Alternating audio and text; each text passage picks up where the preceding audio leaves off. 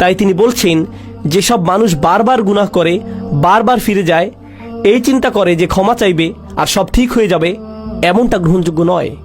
এভাবে আল্লাহ আজ্জা জাল্লার সাথে খেলা করা যাবে না। ওয়ালাইসাতিত তাওবাতু লিল্লাযীনা ইয়ামালুনা সাইয়্যাত হাত্তা ইযা হাদারা আহাদুহুমুল মাউত। অবশেষে তাদের কারো মৃত্যু চলে আসে। ক্বালা ইন্নী তুবতুল আন, আমি আসলেই তওবা করছি, এই শেষ, আর কখনো করব না। একবার আমি প্লেনে যাচ্ছিলাম, আর সাধারণত যখন প্লেনে চড়ি আমি ঘুমিয়ে যাই। তো আমি যাচ্ছি আর আমার আশেপাশে দেখছি মানুষজন তাদের আইপডে অথবা আইপ্যাডে বা তাদের ল্যাপটপে বসে মুভি দেখছে, অথবা তাস খেলছে, গান শুনছে, প্লেনে বসে মাথা দুলাচ্ছে, তাই না? তো ঘুম ভেঙে দেখি প্লেন হঠাৎ 50 ফিটের মতো নেমে গেছে, কেবিনের প্রেশার বদলে গেল, মালাকুল মৌতের কাপগুলো নেমে এলো, তাই না? তখন আশেপাশে সবাইকে কি করতে দেখেন? সবাই দোয়া করছে, একেবারে সবাই। ও আল্লাহ, আমি সরি, আমি সরি, আমি সরি। সবাই এমন করছে। কি ধর্ম সেটা আসে যায় না, সবাই দোয়া করছে। এরপর ক্যাপ্টেন ক্ষমা চাইলো, কাপগুলো উপরে উঠে এলো, প্লেন আবার স্থির হলো।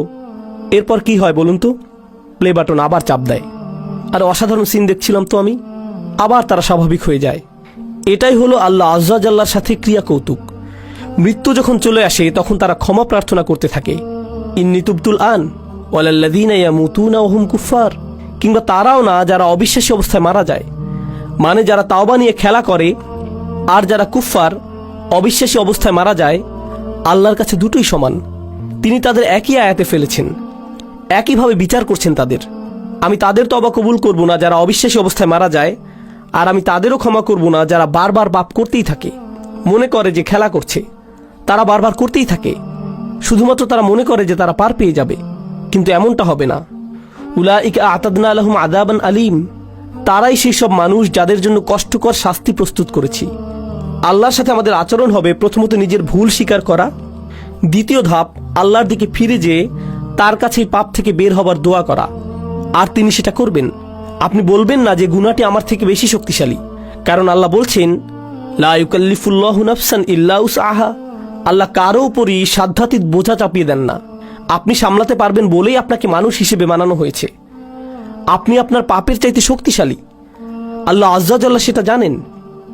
আপনি নিজেকে প্রবোধ দেবেন না, নিজেকে ভুল বুঝিয়ে বেঁচে যাবেন না। আপনি যেই পাপে জর্জরিত থাকেন না কেন, আপনি সেটার চাইতে শক্তিশালী। এটাই আল্লাহ আমার আপনার জন্য করেছেন। তিনি আমাদেরকে সম্মানিত করেছেন। তিনি আমাদেরকে সম্মানিত না করলে আমাদের পাপ আমাদের চাইতে শক্তিধর হয়ে যেত, শয়তান আমাদের চাইতে ক্ষমতাধর হয়ে যেত। ইন্না ইবাদি লাইসা লাকা আলাইহিম সুলতান, আমার বান্দার উপর তোমার কোনো কর্তৃত্বই থাকবে না। আল্লাহ শয়তানকে বলেছিলেন তোমার কোনো কর্তৃত্ব থাকবে না তাদের উপর, অর্থাৎ সমস্ত মন্দের উৎস শয়তানের কোনো ক্ষমতাই নেই মানুষের উপর। তাই আমাদের অজুহাত দেবার আর কোনো কারণ নেই। আপনি আপনার পাপ স্বীকার করুন, আমরা আল্লাহর দিকে ফিরে গিয়ে আমাদের ভুলকে মেনে নেই। এরপর আন্তরিকভাবে আল্লাহর কাছে ওয়াদা করুন যে এসব থেকে দূরে থাকবেন। আন্তরিকভাবে আল্লাহর কাছে ওয়াদা দিন এসব থেকে দূরে থাকবার। আপনার ক্ষমতায় যতটুকু আছে তা দিয়ে জীবন বদলে দেবার চেষ্টা করুন। সেই পাপ থেকে দূরে থাকুন, সেটা মন্দ বন্ধুদের থেকে আসুক, কিংবা কম্পিউটারের সাথে একা থাকার মাধ্যমে হোক, কিংবা অফিসের কলিগদের থেকে, যেখান থেকেই আসুক না কেন, আপনার জীবন থেকে সেসব বদলানোর চেষ্টা করুন। এটাই হলো তাওবা। সেটা অলসতার তাওবা হতে পারে। আপনি হয়তো ফজরের অনেক পরে উঠে কাজা পড়েন, আহা কাজাটা পরে নেই, তবে এটাই আপনার কাছে নর্মাল হয়ে গেছে, সিরিয়াসলি আর নেন না এটা। আপনি বলেন আমি চেষ্টা করেও পারি না। অবশ্যই পারেন। রাতে মুভি দেখা বন্ধ করে আল্লাহর সামনে দাঁড়ান, অজুহাত দেওয়া বন্ধ করুন, নিজেকে প্রবোধ দেওয়া বন্ধ করুন। আল্লাহ আজ্জা জাল্লা এই জাতিকে তখনই উপরে তুলবেন যখন এই জাতি তওবার জাতি হবে, যখন আমরা আমাদের তওবা দ্বারা পরিশুদ্ধ হব। আল্লাহ আজ্জা জাল্লা আমাদের সবাইকে তার ক্ষমা চাইবার ক্ষেত্রে আন্তরিকতা দান করুন।